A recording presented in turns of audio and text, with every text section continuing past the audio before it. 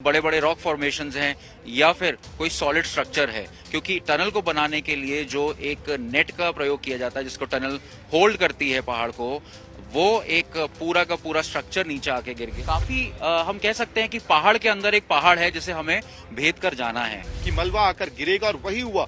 मलबा गिरा और आगे के 2 मीटर का पाइपलाइन का हिस्सा वो डैमेज हुआ और अब उसको छोटे छोटे चंक्स में काट के हटाया जा रहा है। अंकित, जो रेस्क्यू ऑपरेशन है उसकी डिटेल्स को हम समझते हैं। आप लगातार पहले दिन से यहाँ पे बने हुए हैं और राउंड द क्लॉक काम कर रहे हैं, आप सोए भी नहीं है कई दिन देखा है। चैलेंज क्या है इस वक्त?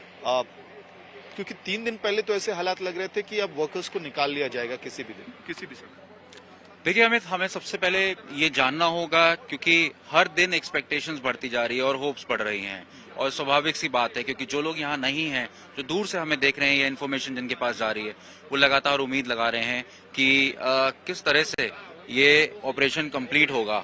और देखा जाए तो अगर मेरे पीछे ही सिलकिया टनल है और जो इसका फॉर्मेशन है वो इस तरह से है कि यहाँ पे शेयर रॉक्स हैं, जिन पीछे देखा जा सकता है जो थोड़ा सा कटान है उसमें लेयर्स हैं। तो ये शेयर रॉक्स जो है वो काफी सेंसिटिव फॉर्मेशन है, फ्रेजाइल माउंटेन है, और उसके साथ साथ यहाँ से एमसीटी भी गुजरती है जो कि अर्थक्वेक की एक टेक्टोनिक प्लेट है। तो काफी हम कह सकते हैं कि पहाड़ के अंदर एक पहाड़ है जिसे हमें भेद कर जाना है और उसको जी आ रही है। हम पिछले कुछ दिनों से हम लोग लगातार बात कर रहे हैं कि टेलीस्कोपिक मेथड से ये टनल बन रहा है। पहले आयरन रॉड्स का आना, उसमें कितनी डिफिकल्टी हुई वो समझाएं हमारे दर्शकों को, और इसके साथ साथ जो वो पाइपलाइन ही टूट गई अपने आप में, वो बहुत विषम स्थितियां पैदा की है, उस पर अगर क्विकली दर्शकों को समझा पाए। जी बिल्कुल, देखिए जो ये प्रोसेस है इसमें पहले 900 mm के पाइप डाले जा रहे थे, जो कि 6 मीटर का एक पाइप है और करीब 22 मीटर इसने कवर कर लिया था। 17th को ये पूरा ऑपरेशन सस्पेंड हो गया क्योंकि जो ऑगर ड्रिलिंग मशीन है उसको वाइब्रेशंस हो रहे थे और बार बार पीछे की तरफ पुश हो रहा था। अब इसके बाद ये सवाल उठे कि इसकी जो स्ट्रेंथ है वो टूट रही है, क्योंकि अंदर डिब्रीज के जो है वो हमें नहीं पता है कि क्या है, मेटल है, रॉक, बड़े बड़े रॉक फॉर्मेशंस हैं या फिर कोई सॉलिड स्ट्रक्चर है, क्योंकि टनल को बनाने के लिए जो एक नेट का प्रयोग किया जाता है जिसको टनल होल्ड करती है पहाड़ को, वो एक पूरा का पूरा स्ट्रक्चर नीचे आके गिर गया और वो कहीं ना कहीं उसको रोक रहा है। तो इसको लेकर कल जीपीआर सेंसनिंग की गई, जो कि जियोलॉजिकल पेनिट्रेशन रेडार होता है, और उसमें अभी तक बताया है 46 मीटर्स तक कवर कर चुके हैं और 5 मीटर आगे और कोई हर्डल नहीं है, ऐसा आधिकारिक बयान आया है भास्कर कुलबे की तरफ से, जो कि इस पूरे ऑपरेशंस के इंचार्ज है।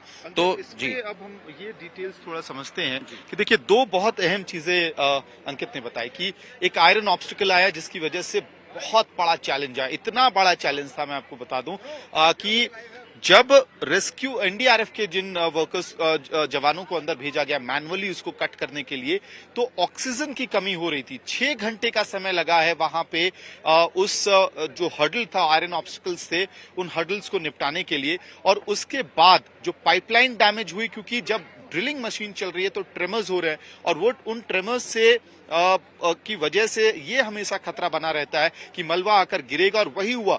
मलबा गिरा और आगे के 2 मीटर का पाइपलाइन का हिस्सा वो डैमेज हुआ और अब उसको छोटे छोटे चंक्स में काट के हटाया जा रहा है। वो प्रक्रिया खत्म होते ही जो अमेरिकन ऑगर मशीन है उसको अंदर भेजा जाएगा, जो 46 मीटर की दूरी है, वहां से फिर काम शुरू होगा। और फिर आप मान के चलिए कि 10 से 14 मीटर का ओवरऑल डिस्टेंस है जो कवर करना है अभी एजेंसीज को। ये डिस्टेंस कवर होने के बाद अमेरिकन ऑगर मशीन को बाहर लाया जाएगा, फिर एनडीआरएफ को ऑपरेशन हैंडओवर किया जाएगा। एनडीआरएफ के जवान इस छोर से दूसरी छोर पे जाएंगे, पूरी तैयारी करेंगे, फिर वर्कर्स को स्ट्रेचर्स पे डाल के बाहर निकालने की प्रक्रिया शुरू की जाएगी। तो अब उम्मीद हम बस यही कर सकते हैं कि जैसा अंकित बता रहे थे 5 मीटर तक कोई हर्डल नहीं है, मेटल ऑब्स्टिकल नहीं है, तो आगे जो 10 से 14 मीटर का पूरा जर्नी है वहां पे भी मेटल ऑब्स्टिकल्स ना हो, ताकि जो ड्रिलिंग का काम है वो अच्छी तरह से किया जा सके।